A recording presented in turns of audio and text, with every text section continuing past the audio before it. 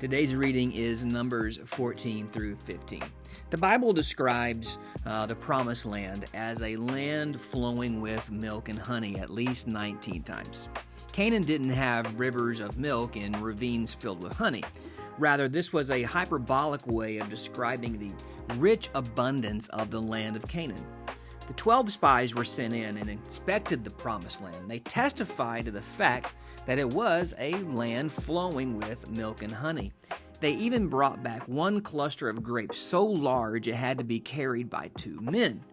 Possibly, the spies witnessed the cattle and the goats produce more milk in areas abundant with forage. Honey in the biblical period was not a cultivated product. Rather, honey was associated with non-agricultural areas that were covered with wild vegetation.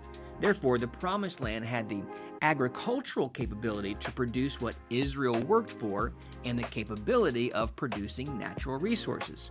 In other words, the land would produce milk if they worked for it, and it would naturally produce honey if they cared for it. The 12 spies witnessed the fulfillment of God's promises. The Promised Land was everything God promised it would be. But rather than go and possess Canaan, they were terrified of the giants that inhabited the land. Their fear paralyzed their faith. Despite the land flowing with milk and honey, they wanted to go back to Egypt. Unfortunately, this happens in the church today. People are freed from their bondage of sin, and at the first sign of trouble, they want to go back to the world.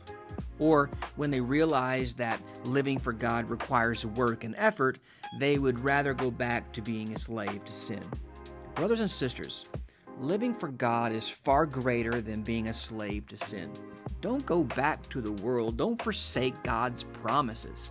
Like the cluster of grapes being carried by the 2 men, look at the blessings that others have witnessed and experienced. Those blessings are greater than anything that the world has ever offered.